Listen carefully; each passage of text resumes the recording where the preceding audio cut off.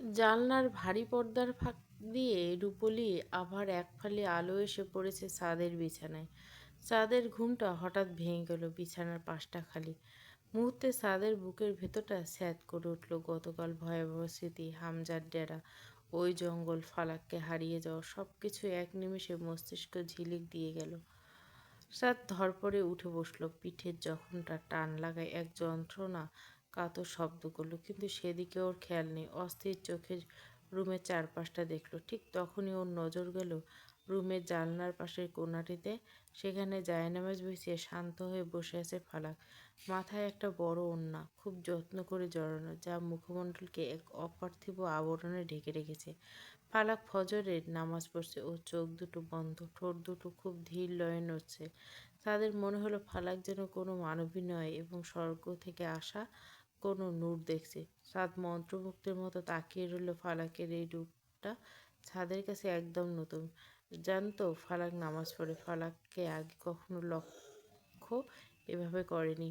ফালাক যখন মোনাজাতের জন্য হাত তুললে স্পষ্ট দেখতে পেল ফালাকের বন্ধ চোখের কোণ দিয়ে গড়িয়ে পড়ছে নোনা জল। হে আল্লাহ, তুমি ওনাকে সুস্থ করে দাও, ওনার সব জখম আমার শরীরে দিয়ে দাও, কিন্তু ওনাকে আর কোনোদিন যন্ত্রণায় ফেলো না। নামাজ শেষ করে ফালাক জায়নামাজ ভাঁজ করতে যাচ্ছিল, তখনই দেখলো সাদ বিছানায় বসে ওর দিকে তাকিয়েছে। ফালাক কিছুটা অপ্রস্তুত হয়ে পড়ল। ওড়নাটা আর একটু টেনে ঠিক করে ছাদের কাছে এগিয়ে এলো। ঘুম ভেঙে গেল আপনার? পিঠে কি খুব ব্যথা করছে? ওষুধটা এনে দেবো? সাদ কোনো কথা বলল না। সব সাদ তখনও এক দৃষ্টিতে ফালাকের দিকে তাকিয়ে। ফালাক কিছুটা অপ্রস্তুত হয়ে নিচু স্বরে জিজ্ঞাসা করলো, চা বানিয়ে দিব? আপনি তো এত সকালে ওঠেন না সাধারণত, আজ হঠাৎ খুব ভোরে জেগে গেলেন যে? সাদ জানলার বাইরে ঝাপসা আলোয় দিকে তাকালো, গলার স্বরটা কিছুটা ভারী। ঘুম ভেঙে গেল। ফালাক আর কোনো দিকে না বাড়িয়ে ধীর পায়ে রুম থেকে নিচে নেমে এলো। ফালাক রান্নাঘরে ঢুকে চুলাটা জ্বালালো, খুব যত্ন করে চা বানাতে লাগলো। সাদ কড়া চা পছন্দ করে, চিনি থাকবে একদম সামান্য। ফালাক কেটলিতে পানি ফুটিয়ে তাতে আদা আর এলাচ দিল। আদা ঝাঁঝালো ঘ্রাণ রান্নাঘর জুড়ে ছড়িয়ে পড়লো। এরপর পরিমাণ মতো চা পাতা দিয়ে লিকার যখন গাঢ় খয়েরি রং ধারণ করলো, তখন কাপে ঢেলে নিল। উপর থেকে সামান্য দুধের সর একদম হালকা চিমটি চিনি মিশিয়ে চাটা তৈরি করলো ফালাক। ট্রের উপর চায়ের কাপটা সাজিয়ে আবার উপরে ছাদের রুমের দিকে রওনা দিল। রুমে ঢুকতে ছাদ বসে আছে, তবে হাতে ফালাকের চায়ের ট্রেটা টি টেবিলের উপরে রাখলো। এই নিন চা। সাদ চায়ের কাপটা হাতে নিল। সাদের প্রতিদিনের রুটিন অনুযায়ী অনেক দেরিতে ঘুম থেকে ওঠে, তাই এই ভোরের আলোয় ধোয়া ওঠা চায়ের স্বাদ ওর কাছে একদম নতুন। আমি নিচে যাচ্ছি। সাদ মাথা নাড়ল। ফালাক ট্রেটা নিয়ে রুম থেকে বেরিয়ে গেল। সাদের শান্ত আর স্বাভাবিক আচরণ ফালাকে এক অদ্ভুত স্বস্তি দিচ্ছে। চায়ের কাপটা হাতে নিয়ে সাদ ধীর পায়ে বারান্দায় এসে দাঁড়ালো। ভোরের স্নিগ্ধ আলোয় চারপাশটা এক মায়াবী রূপ নিয়েছে। বাইরে ঠান্ডা বাতাস এক অন্যরকম সতেজতা দিচ্ছে। সাদ কাপে চুমুক দিতে যাবে, ঠিক তখনই ওর নজর গেল নিচে বাগানের দিকে। সেখানে ফালাক খুব মনোযোগ দিয়ে ছোট্ট ছোট্ট চারাগাছগুলোতে পানি দিচ্ছে। ভোরের বাতাসে অবাধ্য কয়েকটা চুল বারবার এসে মুখে পড়ছে, আর ফালাক হাত দিয়ে সেগুলো সরানোর চেষ্টা করছে। সাদ চায়ের কাপটা ঠোঁটের কাছে ধরে স্থির হয়ে গেল। উপর থেকে বাগানটাকে একদম স্পষ্ট দেখা যায়। ফালাক একটা ঝর্ণা দিয়ে গাছের পানি দিচ্ছে। ফালাকের চোখে মুখে এক অদ্ভুত প্রশান্তি। ফালাক একটা গোলাপ গাছের কাছে গিয়ে থামলো। পরম মমতায় ফুলটিকে একটু ছুঁয়ে দেখলো। তাদের মনে হলো ফালাক নিজেই যেন এই বাগানের সবচেয়ে সুন্দর ফুল। তাদের গম্ভীর ঠোঁটের কোণে খুব সূক্ষ্ম একটা হাসির রেখা ফুটে উঠল। চা শেষ হয়ে গেল, কিন্তু সাদের ওখান থেকে সরতে ইচ্ছে করলো না। নিচে ফালাক আপন মনে বাগানে ব্যস্ত, এদিকে জানে না যে উপর থেকে একজোড়া গভীর চোখ ওকে পরখ করেছে। সাদ বাড়িতে নেই। সেই যে কাটাছেঁড়া শরীর নিয়ে বেরিয়ে গেল, আর ফেরেনি। ফালাক বারবার ফোন করছে, কিন্তু ওপাশ থেকে শুধু যান্ত্রিক কণ্ঠস্বর ভেসে আসে, দুঃখিত, এই মুহূর্তে সংযোগ দেওয়া সম্ভব না। ফালাক জানলার পাশে দাঁড়িয়ে বাইরের অন্ধকারের দিকে তাকিয়েছে। মনের ভেতরে একদলা কান্না দলা পাকিয়ে আসছে। রুমটা বড্ড ফাঁকা। ছাদের জ্যাকেটটা এখনও সোফার একপাশে পড়ে আছে, সেখান থেকে ছাদের পারফিউমে হালকাই ঘ্রাণ পাওয়া যাচ্ছে। ফালাক সেই জ্যাকেটটা বুকে ধরল। মনে হচ্ছে ছাদ পাশে নেই, মানে ওর চারপাশের পৃথিবীটা যেন স্তব্ধ হয়েছে। অন্ধকার রুমের নির্জনতায় ফালাকের চোখ ফেটে জল নামলো। অস্ফুট স্বরে শোনা গেল, তুমি চোখের আড়াল হও, কাছে কি বা দূরে রও, মনে রেখো আমি ছিলাম, এই মন তোমাকে দিলাম, এই প্রেম তোমাকে দিলাম। ফালাকের কান্না এখনো বাঁধ ভেঙেছে। সাদ ওকে কতটা আষ্টেপৃষ্টে জড়িয়ে নিছে তা আজ হাড়ে হাড়ে টের পাচ্ছে। জানলার গ্রিলটা শক্ত করে ধরে আকাশের দিকে তাকিয়ে বলল, আল্লাহ ওনাকে ফিরিয়ে দাও। আমি এর পারছি না, ওনার শাসন, ওনার রাগ সবই আমার রয়ে গেছে। শুধু এই শূন্যতা আমি সইতে পারছি না। রাতের ডাইনিং টেবিলে সবাই। 2 দিন ধরে বাড়িতে নেই, কারো ফোন ধরছে না। ঠিক তখনই উপরতলা থেকে শোরগোল করতে করতে সিঁড়ি দিয়ে দৌড়ে নেমে এলো ফারদিন, হাতে ফোন। মা, বাবা, বড় আব্বু, ভাবি ডাকছে, তাড়াতাড়ি দেখো কী হয়েছে। বিশ্বাস করতে পারবে না, ফারদিন এমন উন্মাদের মতো আচরণে সবাই খাওয়া থামিয়ে উদ্বিগ্ন হয়ে পড়লো। সাদের বাবু ভুরু কুচকে বলল, কী হয়েছে, এভাবে চিৎকার করছিস কেন? ফারদিন টেবিলের মাঝখানে মোবাইলটা রাখলো। স্ক্রিনে একটা লাইভ নিউজ ফিড চলছে। লন্ডনে এক জমকালো অডিটোরিয়ামে বিজনেস অ্যাওয়ার্ড 2026 প্রদান। সেখানে ঘোষণা করা হচ্ছে বছরের সেরা ব্যবসায়ীর নাম। স্পিকারে ভেসে উঠছে, and the winner of best businessman award in this year mister Arham Saad Mirza. পুরো ডাইনিং টেবিল যেন পাথরের মতো থেমে গেল। স্ক্রিনে দেখা যাচ্ছে সাদ, সেই গম্ভীর কালো কোট পরা মানুষ, খুব শান্ত পায়ে স্টেজে উঠে অ্যাওয়ার্ডটা গ্রহণ করছে। চিরচেনা আত্মবিশ্বাসী চায়নি, চোখে মুখে জয়ের নেশা। সবাই স্তব্ধ হয়ে তাকিয়ে রইল। সাদ যে লন্ডনে এত বড় ব্যবসায়ী, এটা বাড়ির কারোই ধারণাতে ছিল না। ঈশান বলেছিলাম না বড়বাবু, ভাইয়া আমাদের গর্ব। মুখ ফুটে কিছু না বলে কিন্তু যা করে সেটা কেউ কল্পনা করতে পারে না। আমাদের ভাইয়া এখন গ্লোবাল আইকন। সাদের মায়ের চোখের কোণ দিয়ে জল গড়িয়ে পড়ল। তার ছেলে যে এত বড় সম্মানের অধিকারী হয়েছে, এটা দেখে মার হিসাবে বুকটা গর্বে ভরে গেল। তিনি আঁচলে মুখ ঢাকলেন। এদিকে সাদের বাবা স্তব্ধ হয়ে বসে আছেন। তিনি সবসময় সাদককে বকাঝকা করতেন, মস্তান উচ্ছৃঙ্খল বলে গালমন্দ করতেন। আজ নিজের ভুলটা বুঝতে পেরে চোখ ভিজে এলো। মনে মনে বললেন, আমার ছেলেটা তিলে তিলে তো তিল তিল করে নিজের সাম্রাজ্য গড়ে নিয়েছে। ফালাক এক দৃষ্টিতে মোবাইলের স্ক্রিনের দিকে তাকিয়েছে। ভেতরে এখনো হাজারো আবেগ মিশ্রণ। সাদ মির্জা ও স্বামী আজ বিশ্বসেরা। এই খুশিতে ও চিৎকার করে কাঁদতে ইচ্ছে করে। আল্লাহর কাছে শুকরিয়া আদায় করে মনে মনে সাদের এত বড় সাফল্য দেখে। সাদের বাবা সোফায় ধপ করে বসে পড়লেন। তার চশমা আর কাজটা ঝাপসা হয়ে এসেছে। তিনি সবসময় ভাবতেন সাদ শুধু মারপিট আর মস্তানি করে জীবনটা নষ্ট করবে। সাদের মা আঁচল দিয়ে চোখের জল মুছে হাসলেন। এক গর্ব নিয়ে বললেন, ও তো ছোটবেলা থেকে এমন, কাউকে কিছু বুঝতে দেয় না, নিজের জেদ দিয়ে সব জয় করে নেয়। ভাইয়া তো আমাদের হিরো। বাড়ির সব ভাই বোনরা হৈ হৈ করে উঠল। জানলার বাইরে টেমস নদীর ধারে আলোকসজ্জার শহরটা দেখা যাচ্ছে। তার তীক্ষ্ণ মেধার গ্লোবাল বিজনেসম্যান। সাদ আয়নার সামনে দাঁড়িয়ে নিজের ড্রেস আপ ঠিক করছে। পরনে তার চারকোল ব্ল্যাক স্যুট, ভেতরে তুষার অভ্র শার্ট আর কনট্রাস্ট গাঢ় নীল। কবজিতে চিকচিক করছে রোলেক্স লিমিটেড এডিশন ঘড়ি। ভেজা চুলগুলো ব্যাক ব্রাশ করা, চোখের চিরচেনা গম্ভীর শীতলতা। পিঠের ব্যান্ডেজটা শুটের নিচে ঢাকা।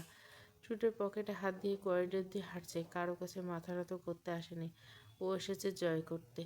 লন্ডনের ক্যানারি ওয়াক এলাকার সুউচ্চ কাচঘেরা অফিসের বিল্ডিং। লন্ডনে হেডকোয়ার্টারের বিশাল লবি থেকে শুরু করে বেডরুম পর্যন্ত সবখানে সাজানো হয়েছে নীল আর সাদা অর্কিড দিয়ে। অফিসে বিশাল কাচের দরজা ঠেলে ভেতরে পা রাখলেন আরহাম সাদ মির্জা। দুই পাশে সারিবদ্ধ হয়ে দাঁড়িয়ে থাকা কয়েক ব্রিটিশ ও ইউরোপীয় এমপ্লয়ি সমন্বয়ে তালি দিল। সাদের পরনে আজ নেভি ব্লু থ্রি-পিস স্যুট, ভেতরে তুষার শুভ্র শার্ট আর টাইটটা নিখুঁতভাবে সেট করা। হাঁটাচলায় এক ধরনের শিকারী অভিজাত্য। সাদ যখন কনফারেন্স হলের দিকে এগোচ্ছে, এক হাতে গোল্ডেন বিজনেস অ্যাওয়ার্ড, এমপ্লয়ীদের তালি আর কংগ্রাচুলেশন ছাদ ধ্বনিতে পুরো অফিস মুখরিত।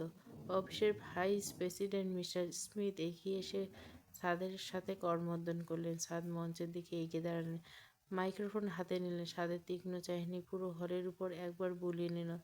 হলের সবাই পিনপদ নীরবতায় দাঁড়িয়েছে তাদের বছরের কথা শোনার জন্য। Thank you everyone. এই অ্যাওয়ার্ড শুধু আমার একার নয়, এটা আপনাদের সবার হার্ডওয়ার্কের সফল। আমি সবসময় বলি, business is like a award. আর যুদ্ধে কোনো সেকেন্ড পজিশন নেই। I win this time and I will keep win. পুরো হল আবার করতালিতে ভেসে উঠল। সাত ব্যক্তিগত সচিব লিসা এগিয়ে এসে হাতে একটা শ্যাম্পেন গ্লাস তুলে দিলেন, কিন্তু সাত হাত দিয়ে ইশারা করে সেটা মানা করলো। সাত এখন সেলিব্রেশনের মুডে নেই। ওর মাথায় কেবল একটাই কাজ, চিন্তা, অফিসের কাজগুলো দ্রুত গুছিয়ে ফেলা। সাদ কেবিনে ঢোকার পর সেখানে সারিবদ্ধ ফাইল নিয়ে দাঁড়িয়ে আছে বড় বড় এক্সিকিউটিভরা। সাদ নিজের চেয়ারটা বসে ল্যাপটপ খুলে পরবর্তী কোয়ার্টারলি প্রজেক্টেড আপডেট দাও, আর সিঙ্গাপুরের ডিলটা কত দূর। সাদের এই প্রফেশনালিজম দেখে অফিসের সবাই মুগ্ধ। বাইরের ব্যস্ততা শহর তখন সন্ধ্যা নামার প্রস্তুতি নিচ্ছে। সাদ তার ল্যাপটপের সামনে বসে আছে। গত 3 ঘন্টা ধরে এক নাগাড়ে কয়েকটা গুরুত্বপূর্ণ মিটিং ছেড়েছে, কিন্তু এখন ওর মন আর ফাইলে নেই। সাদ মাউসে কয়েকবার ক্লিক করে তার পার্সোনাল সিসিটিভি অ্যাক্সেস ওপেন করলো। স্ক্রিনে কয়েকটা বার বাফারিং করার পর ঢাকা মির্জাবাড়ির অন্দর মহলটা ভেসে উঠল। ছাদের চোখ জোরে যেন মুহূর্তে শান্ত হয়ে গেল। হাজার মাইল দূরে থাকলে এই প্রযুক্তির মাধ্যমে ও এখন ফালাকের ঠিক সামনে। ছাদ দেখলো ফালাক সিঁড়ি দিয়ে ধীর পায়ে নিচে নেমেছে। ওর পরনে একটা হালকা নীল রঙের সুতি শাড়ি। ছাদ ল্যাপটপ সামনে হেলান দিয়ে বসলো। অফিসের কর্মচারীরা বাইরে থেকে দেখতে পাবে বস কোনো কঠিন বিজনেস ডিল নিয়ে ভাবছে। কেউ জানে না সাদ মির্জা তখন জীবনের সবচেয়ে দামি আমানতকে সিসিটিভিতে পাহারা দিচ্ছে। প্রতিটি মুহূর্ত ফালাকের নড়াচড়া ও দীর্ঘশ্বাস, এমনকি ওর ঠোঁট জড়ানো ভঙ্গির সাথে সূক্ষ্মভাবে খেয়াল করছে। আর মাত্র কয়েক ঘন্টা ফালাক লন্ডনের মেফেয়ার এলাকার একটি 3 তলা ভিক্টোরিয়া স্টাইলের বাংলো। এটি সাদের ব্যক্তিগত আবাস। বাইরে টিপটিপ বৃষ্টি আর কনকনে ঠান্ডা। বাংলোর ভেতরে সেন্ট্রাল হিস্ট্রির কারণে এক আরামদায়ক উষ্ণতা বিরাজ করছে। সাদের এই বাড়িটি তার ব্যক্তিগতের মতো গম্ভীর। সব কিছু সাদা ধূসর আর কালো মিশালে সাজানো। কোনো বাড়িতে চাকচিক্য নেই, কেবল আভিজাত্য। বিশাল কিং সাইজের বেড, তার পাশে একটি ছোট্ট স্টাডি টেবিল। টেবিলের উপর সাদের ল্যাপটপ আর কিছু বিজনেস ফাইল এলোমেলো হয়ে পড়ে আছে। রুমের একদিকে পুরনো দেওয়াল কাটা কাচের, যেখান থেকে লন্ডনের রাতের আলো ঝলমল রাস্তা দেখা যায়। ছাদ তখন মাত্র অফিস থেকে ফিরেছে। পরনের কোটটা সোফায় ছুঁড়ে ফেলে দিয়ে শার্টের উপর দুটো বোতাম খুলে জানালার পাশে গিয়ে বসলো, হাতে 1 কাপ ব্ল্যাক কফি। তাদের ক্লান্ত চোখে থাকলেও মস্তিষ্ক তখনও চলছে পরের দিনে বিল বিজনেস। সাদ কফিতে চুমুক দিয়ে আবার ল্যাপটপের সামনে বসলো। মাউস ক্লিক করতে বাড়ির বেডরুমের সিসিটিভি ফুটেজ বড় করলো। দেখলো ফালাক অঘরে ঘুমাচ্ছে। ফালাকের শান্ত মুখটা দেখে সাদের পাথরের মতো মনে এক অদ্ভুত শীতলতা নেমে আসলো। সাদ যখন অনেক দিন করে খোঁজ খবরে থাকতো না, তখন সাদ আসলে লন্ডনে এসে কাজ সামলাতো। সাদ ফালাককে দেখতে দেখতে ঘুমিয়ে গেল। পরদিন সকালে ফালাক সিদ্ধান্ত নিল বাড়ি গিয়ে এ থেকে আসবে কয়েকদিন। নিজের ব্যাগটা গুছিয়ে সাদের মায়ের রুমে গিয়ে দাঁড়ালো। মা, একটা কথা ছিল। কী হয়েছে মা? শরীর খারাপ আছে? না মা, আমি চাইছিলাম যদি অনুমতি দেন 2 দিন যেন ভাইয়ের বাড়ি থেকে ঘুরে আসতাম, মনটা খুব ছটফট করছে। সাদের মা দীর্ঘশ্বাস ফেলল। ঠিক আছে, যাও মা, একটু ঘুরে এসো। ফালাক ওর ভাইয়ের বাড়িতে পৌঁছলো। আরে ফালাক, তুই হঠাৎ এই সময় একা এসেছিস কেন? ফালাক একটু স্লান হাসি দিয়ে ভেতরে এলো। ভাবি রান্নাঘর থেকে বেরিয়ে এলো। সাদের পার্সোনাল শেফ এসে ডাইনিং টেবিলে নাস্তা সাজাচ্ছে। আভিজাত্যপূর্ণ ডাইনিং রুম। সাদ একাই বসে আছে, হাতে ট্যাব। সেখানে স্টক মার্কেটের খবর চলছে। খুব দ্রুত ব্রেকফাস্ট শেষ করে গ্যারেজের নামে গ্যারেজের গায়ে সারিবদ্ধ গাড়ি দাঁড়িয়ে আছে। সাদের শখের গাড়ি, রোলেক্স থেকে শুরু করে ল্যাম্বরগিনি। সাদ আজ বেছে বেছে প্রিয় ব্ল্যাক মার্সিডিজ বেঞ্জ নিজেই ড্রাইভ করে অফিসের দিকে রওনা হলো। সাদ লিফট থেকে নামতে পুরো ফ্লোরে এক অদ্ভুত নিস্তব্ধতা জেগে আসলো। এমপ্লয়িরা দ্রুত নিজ নিজ ডেস্কে সোজা হয়ে বসে পড়ল। নিজের টেবিলে ঢোকার আগে সেক্রেটারি ডিসা ফাইল হাতে পিছন নিল। Good morning sir. আজকে শিডিউলে 3টে ইন্টারন্যাশনাল মিটিং আর বিকেলে একটা প্রেস কনফারেন্স আছে। সাত চেয়ারে বসতে বসতে ল্যাপটপ অন করলো। চোখের দৃষ্টি এখনও তীক্ষ্ণ। প্রেস কনফারেন্সটা 8 ঘন্টা এগিয়ে আনো, আর সিঙ্গাপুরের ডিলের পেপারসগুলো এখনই টেবিলে চাই, কোনো যেন ভুল নয়। সাত কাজে ডুবে গেল। আসবাবপত্র থেকে শুরু করে পর্দার কাপড় সব কিছু এখন দামি। মির্জাবাড়ি পাঠানো অর্থে তাদের অভাব এখন নেই। আরে ফালাক, আমাদের রাজকুমার এসেছে, আয় ভেতরে আয়। ছাদ আছে নাকি? তুই তো এসেছিস। ভাবি ফালাকের হাত ধরে ভেতরে নিয়ে গেলেন। ফালাক দেখলো সব বদলে গেছে, কিন্তু চোখ খুঁজছে সেই পুরনো দেওয়ালটা, যেখানে ছোটবেলায় পেন্সিল দিয়ে হিজিবিজি কাটত। নিজের পুরনো ঘরের দিকে পা ফেলার দরজা খুলতে ফালাক থমকে গেল। ঘরটা এখন অনেক সুন্দর করে সাজানো, কিন্তু এই ঘরেতে কত রাত চোখের জল ফেলেছে। জানলার গ্রিলটা ধরতে ওর মনে পড়ে গেল এখান থেকে আকাশে তারা দেখে নিজের ভবিষ্যতের স্বপ্ন বুনত। অথচ ভাগ্যচক্র আজ মির্জাবাড়ির বড় বউ। ফালাক বিছানায় বসলো। ভাবি নাস্তা নিয়ে ঘরে ঢুকলো। মিষ্টিটা খা ফালাক, তোর ভাই একদম দামি দোকান থেকে এনেছে। ঘরটাতে ফালাক এখন একাই। ড্রয়িং রুম থেকে ভাই আর ভাবির হাসাহাসি শব্দ। মির্জা বাড়ি পাঠানো টাকা ওদের জীবনটাকে কতটা পাল্টে দিয়েছে সেটা ভাবলে ফালাক অবাক লাগে। কিন্তু ফালাক আজ এসব নিয়ে ভাবছে না, চাচ্ছে নিজের মতো করে একটু সময় কাটাতে। জানলার গ্রিল ধরে বাইরে অন্ধকার আকাশটার দিকে তাকিয়েছে। ছোটবেলায় কত পুরনো স্মৃতি।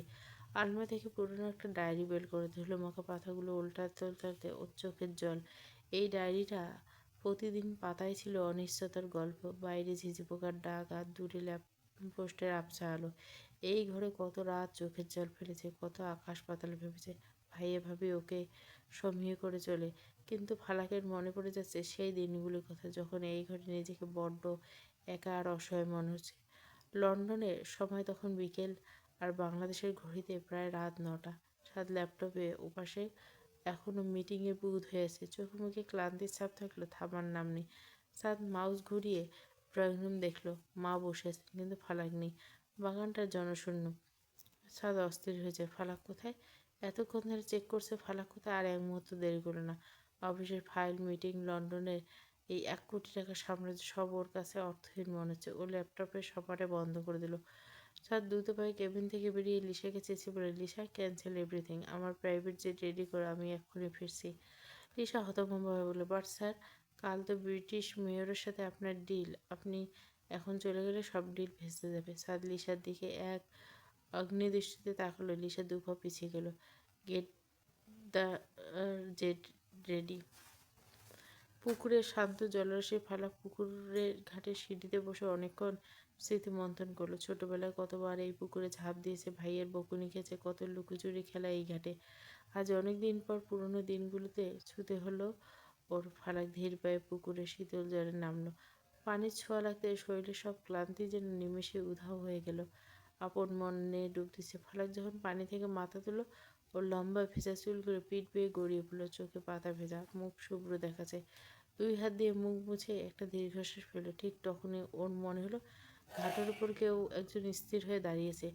ফালাক সচকিত হয়ে তাকালো। মুহূর্তের স্পন্দন যেন থমকে গেল।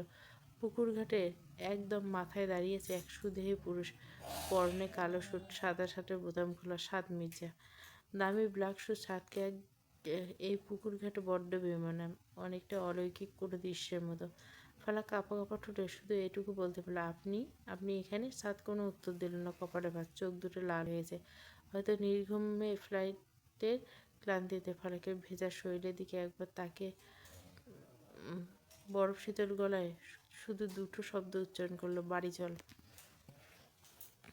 ফালাকের মাথায় তখন হাজারো প্রশ্ন ঘুরপাক খাচ্ছে। লন্ডন থেকে মানুষটা হুট করে জাদুমন্ত্রের মতো এখানে কীভাবে উদয় হলো? কিন্তু সাদের থমথমে মুখ দেখে প্রশ্নগুলো গলার কাছে দলা পাকিয়ে গেল। ফালাক ধীর পায়ে পানি থেকে উঠে সিঁড়িতে দাঁড়ায়। সাদ আর এক দৃষ্টিতে ফালাকের দিকে তাকিয়ে রইল। ফালাককে মুখটা দেখা মাত্র সাদের বুকের ভিতর দাউ দাউ করা এক অস্থিরতা যেন এক নিমেষে শান্ত হয়ে গেল।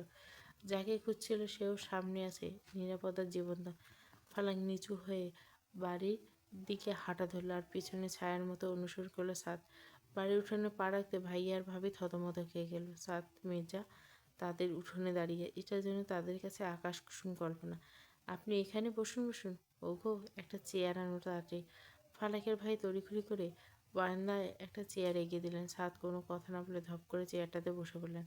ফালাকের ভাবে ফালাককে ইশারায় ভেতরে পাঠালেন। ফালাক জানে সাদ এখানে বেশিক্ষণ থাকবে না। আসার ধরনে বলে দিচ্ছে ফালাককে নিতে এসেছে। ফালাক ঘরে ঢুকে দ্রুত ভেজা শাড়িটা বদলে নিল। একটা নতুন নীল রঙের সুতি শাড়ি জড়িয়ে চুলগুলো একটু মুছে নিল। ফালাক দ্রুত ব্যাগটা গুছিয়ে নিল। ওখানে সাদকে বেশিক্ষণ বসিয়ে রাখা যাবে না। গুছিয়ে নিয়ে যখন বারান্দায় এলো, দেখলো ভাইয়া ভাবি সাদের সামনে নানা পদের আপ্যায়ন সাজিয়ে দিচ্ছে, পিঠা, গুড় আর চা। কিন্তু সাদ সেদিকে ফিরেও তাকাচ্ছে না। চোখ দুটো শুধু দরজার দিকে স্থির। ফালাককে ব্যাগ হাতে বের হতে দেখে সাদ উঠে দাঁড়ালো। ভাইয়া আর ভাবির দিকে আর একবার ফিরে তাকালো না। সরাসরি গাড়ির চাবিটা হাতে নিয়ে ফালাকের দিকে এগিয়ে বলে, হয়েছে, ব্যাগ দাও আমার কাছে।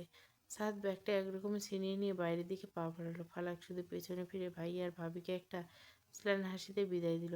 গাড়িতে ওঠার পর সাদ ড্রাইভ শুরু করলো। পুরো রাস্তা নিস্তব্ধ। ফালাক আর চোখে দেখলো সাদ এক হাতে স্টিয়ারিং ধরছে, অন্য হাতে দিয়ে সিগারেট খাচ্ছে।